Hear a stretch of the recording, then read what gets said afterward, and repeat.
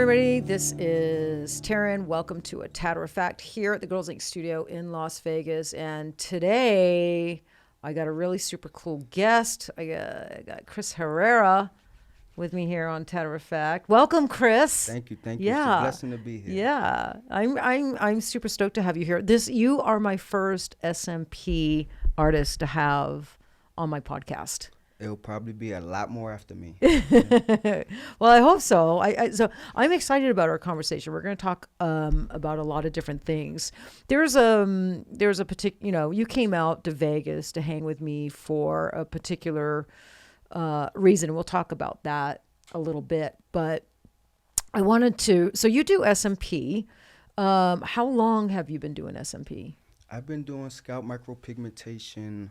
October will be exactly 5 years. October will be 5 years. Yes. Okay. So they say, like in PMU, I know it's not the same, like SMP, would you agree, is kind of like a little subculture of permanent makeup. I've heard other people say that. It's like its own little niche. Right. It's its own little industry. It's not really a part of PMU, but kind of. Would you agree with that? Yeah, I'd agree with that.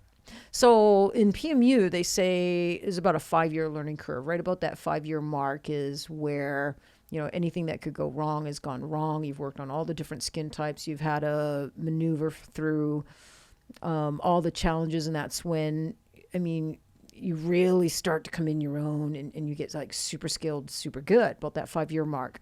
Would that be about the same time frame for SMP or?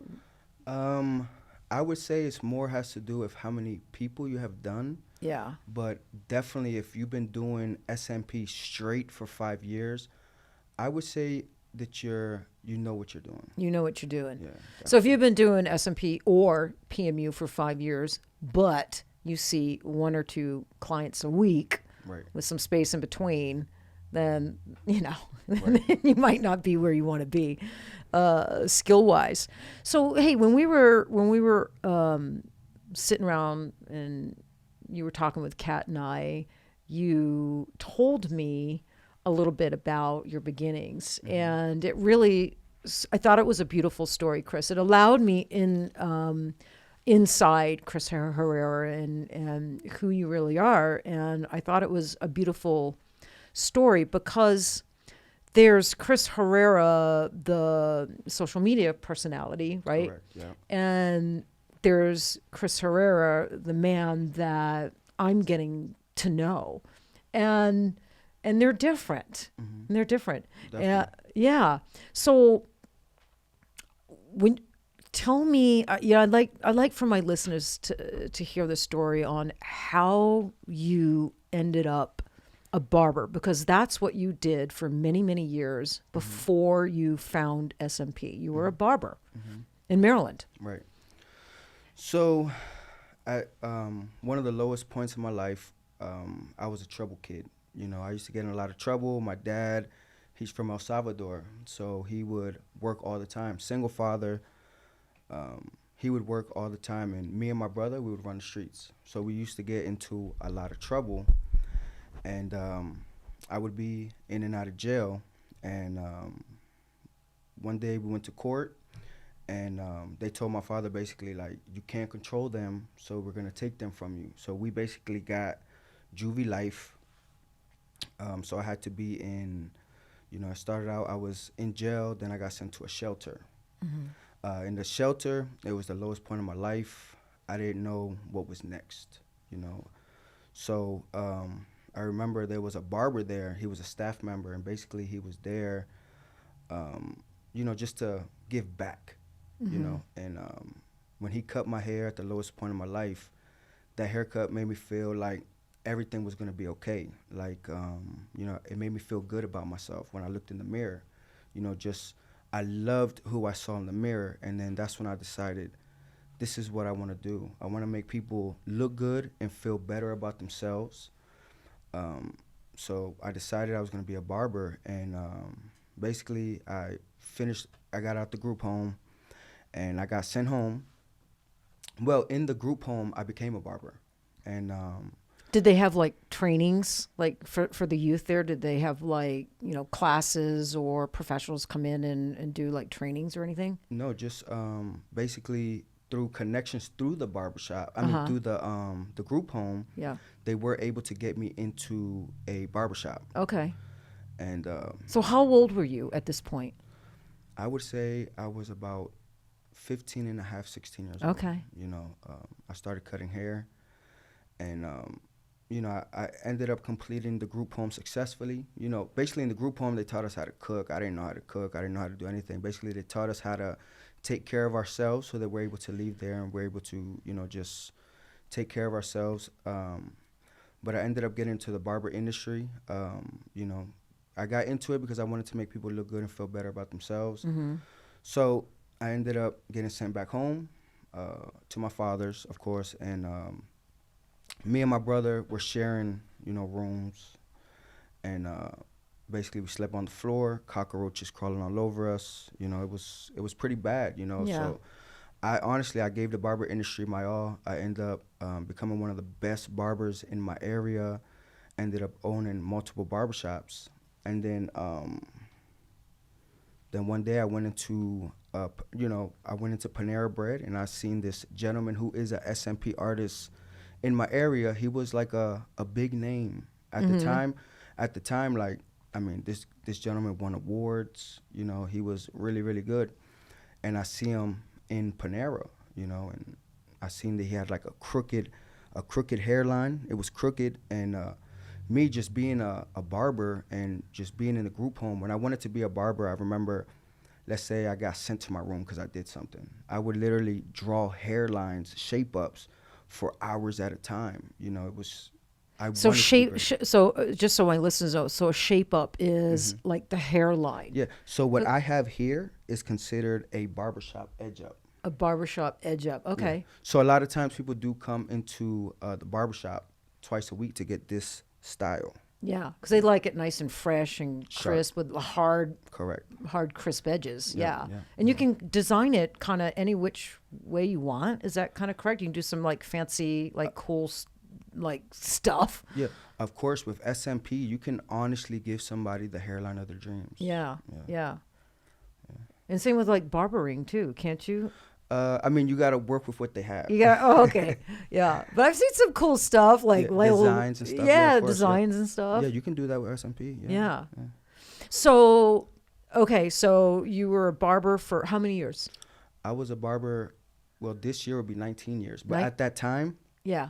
When you went into Panera and saw. I was about 13 years in the industry. So about 13 years in the industry. Yeah. And so barbering, finding a skill and a profession that you loved and brought you joy, it kind of saved your life, kind of. 100%. In a way. I don't know where I would be at right now if it wasn't for me going through what I went through in life, going through the shelter, the group home. It is, and you're a law of attraction guy too. Of course, 100%. Yeah, and I just learned that about you, and everybody that follows me and listens to me knows I'm hardcore law of attraction too, and I've opened up.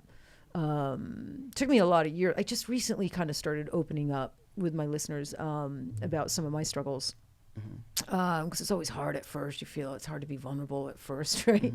Right. But I had, some dark times too, and I always felt that just what you said, like you don't know where you would be without barbering, and I don't know where I would be without permanent makeup. I felt it saved my life. Right. I mean, seriously, it just like gave me something to focus on and to feel good about and to be proud of. So I love that. So okay, so then you walk into Panera Bread and you see the SMP artist. Did you know what SMP was, or did you see this guy that had like some tattooing on his head, or were you already aware of what SMP was? I didn't even know nothing about SMP. All I knew is that when I walked in there at the time, at that time, this gentleman was already in the industry for maybe like 4 years. Okay. So his SMP looked like a straight solid tattoo. It was blue and green, and it had the worst shape up. I never knew it existed at all. I just knew that I could do a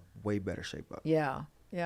So you saw that, and then instantly were you like, so did you go up to him and say, Yeah. so is that like a head tattoo? Is that tattooing? What is that? Yeah. So when when I seen it, I went up to him and I was like, "Is that a tattoo of a shape up?" And he was like, "Yes, brother. This is what I do."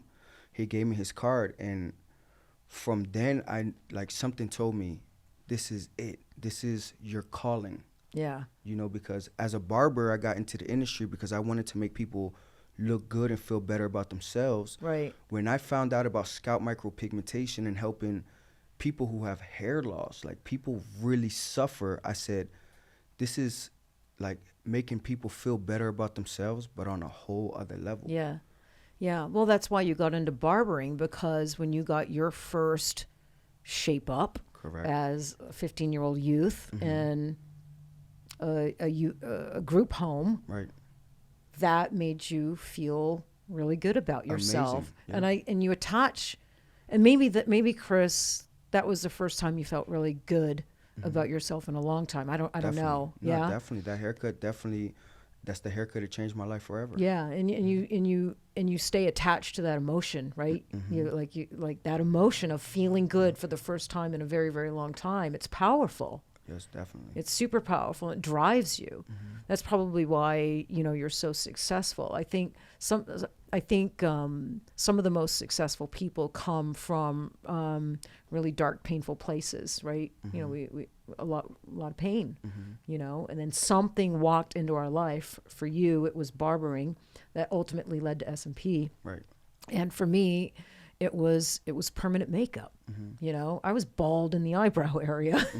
I was, and without my eyebrows like drawn on, I felt homely. I looked in the mirror and I couldn't even stand to look at myself. Right. Yeah, and I tried putting them on with a marker, but that just looked hideous. But I just didn't want them coming off, and I had never heard of permanent makeup, so I wouldn't go into swimming pools. I wouldn't, and of course, I had this one friend that always, he would always try to rub them off and thought it was funny, and I wanted to, fucking kill him because it wasn't funny.